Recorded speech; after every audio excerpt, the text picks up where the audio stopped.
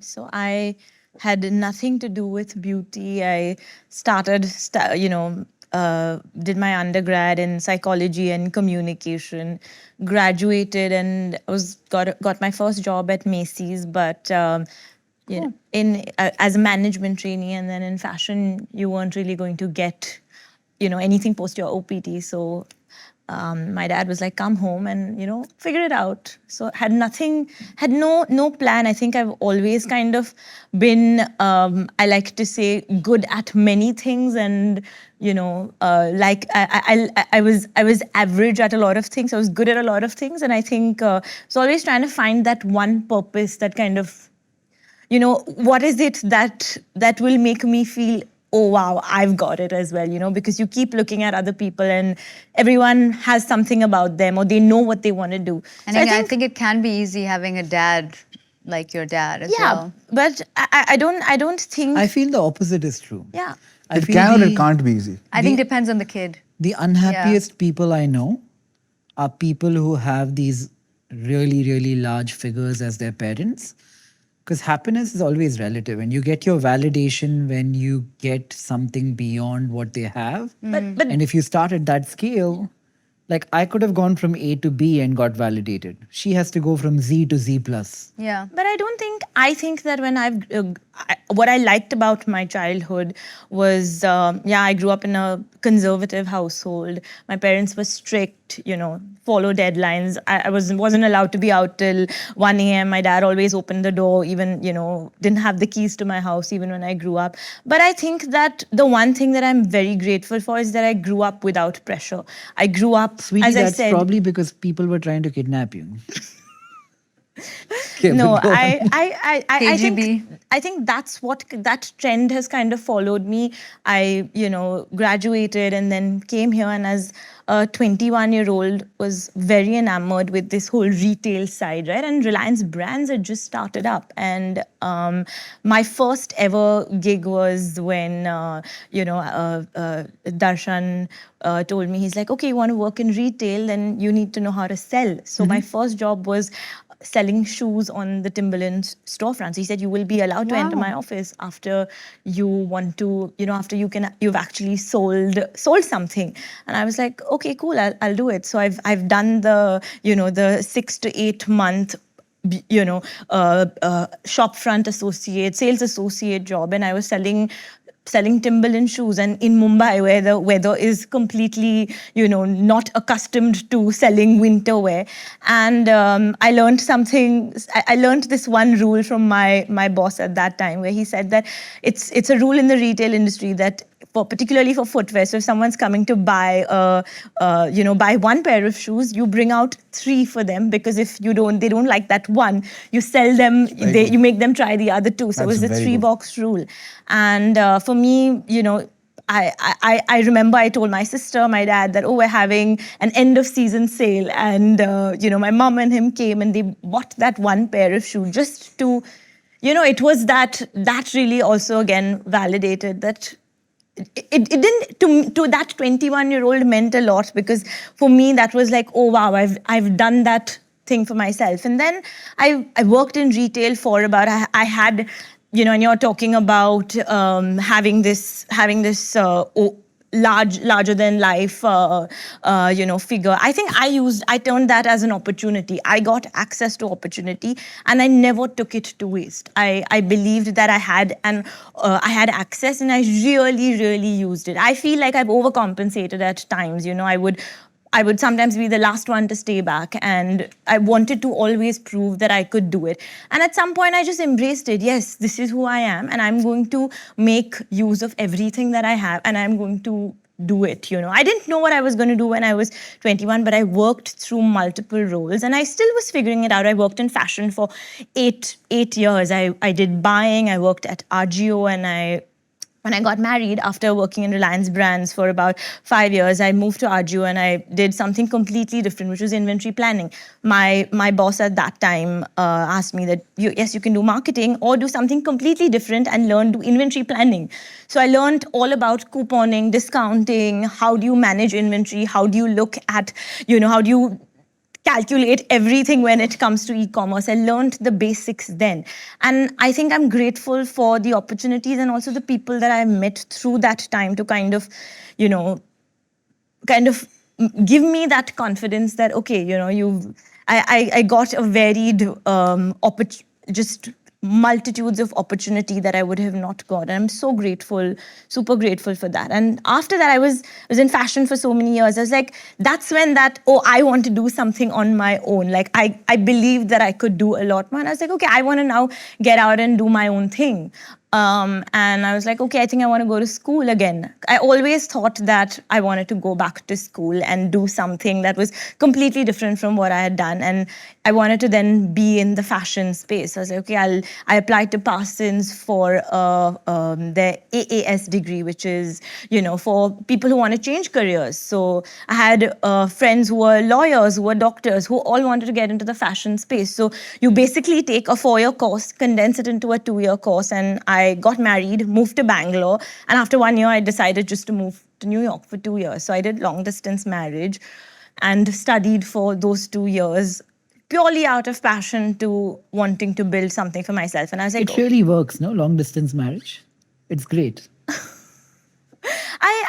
I think that I give so much credit to my husband, my partner, Tejas, because I think that there was no conversation about you are allowed, which, you know, kind of stems, these conversation stems. I'm allowing you to go, you should do this. It was always like, you want to do this, let's figure it out, and you have my entire support. So I think that kind of set the bar for me on what I expected, right? And I think that I don't think my parents ever asked me once that, are you guys okay? Just purely out of when anyone saw, and it's not like we didn't have our fair share of fights and quarrels, but never for a moment did trust walk out. And he knew, he's like, you made the move to Bangalore for me, and it's only fair that I do that for you because you want to do this. Because imagine if he had to go to MBA, it would be easy that, oh, Bhakti will go with him, right? Nothing, no one would say anything. If it's the opposite, and people still gave him a lot of credit, which I do as well,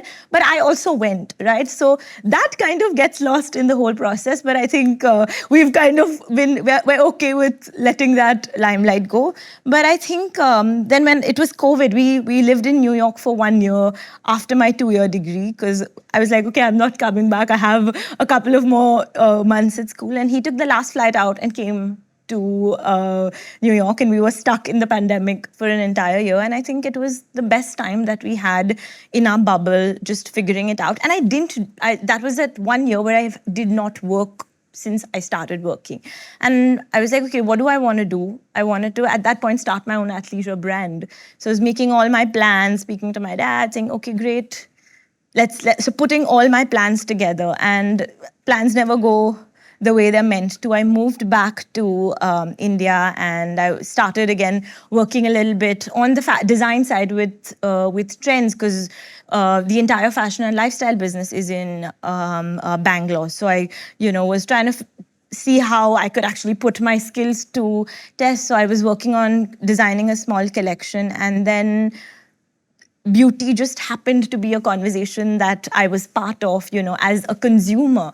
And then it was, nothing was planned. I remember having this conversation with Tisha where I told her, I said, I'm just going to, I'll be around, and I definitely want to do my own thing. She's like, yeah, of course, you go ahead and it'll all work out. And that was the plan. And then there was no set moment. It was, we named Tira together. We had about 2 days to name Tira together. I know that me and her have this Google sheet where we came up with names like sorbet, blush, and Why then Tira?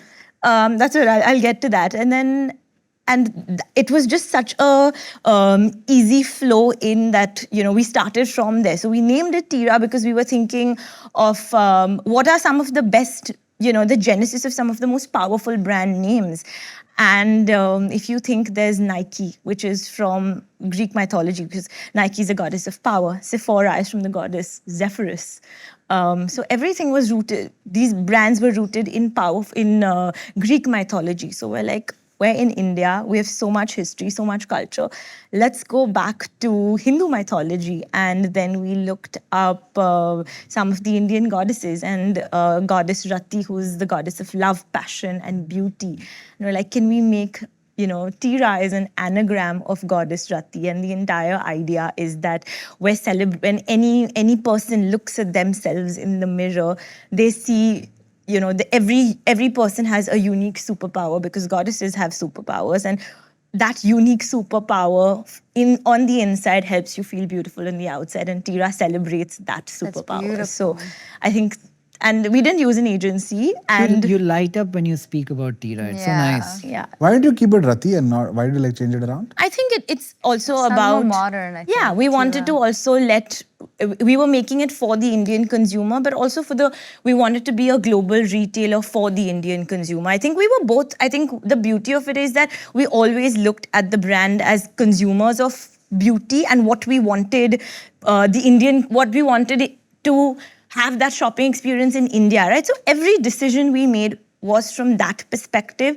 versus saying, okay, let's look at what else is happening out in India. I think, and that gave such a fresh perspective to what we were trying to do at Tira. And yeah, What's cool about Bhakti also, whenever we run into each other in a function, I gravitate towards her and her husband and I hang out with them. I couldn't quite put my finger on why, but if I asked the question I asked her to people in her shoes, 9 out of 10 would be masking insecurity with some form of ego, saying, I did this. It takes a certain amount of evolution to not do that. Compliment her father, then her husband, and Then her. place credit elsewhere and not take any, oh, thank you. which is nice. I don't know how to take that, but thank you. The Rati Tira story, I think more people should hear about it. It's really Yeah. beautiful. Thank you. Yeah. And I think that happened without an agency, and our tagline is Tira for every you. So we're not, when we spoke about beauty is self-expression, Yeah. I think for us it's celebrating every journey, every part of your beauty journey, and also just kind of, alluding to the fact that wherever you are in your life, even if it's We a got bad you. time, we got you, and we want to celebrate that version of you. We don't want you to evolve. We want you to be in that moment because we are with you. And I think that kind of came from, as women, what we feel on a daily basis, right? That we want someone to just tell us, you are enough. And I think that really, that is very personal to me. And That's incredible. I would like to also, if you're talking about like why Tira is so special to both Isha and I think from a perspective of just championing what women leaders can be, right? And beauty is a space where we've been able to do that. We have 60% women leaders, and we have one of the highest diversity ratios, and I have 100% success rate in women having anyone who comes to Tira has a baby, goes into their maternity leave and comes back. And I think I'm so happy that I didn't know that I was so passionate about it, but when I started this, I saw what a difference we made to women leaders, and when people were coming back from maternity, taking a break and coming back, and seeing those leaders and the kind of hunger they have has just been, an unknowing success that that I feel more proud of than anything else. That we've been able to do that, and I understood the power of when so many women come together, what they can put together. So I think that has been the most special part about Tira, that it has this amazing energy, that there's everyone who kind of wants to do something, like they also want to find themselves and prove themselves, and I think that has resonated a lot with me.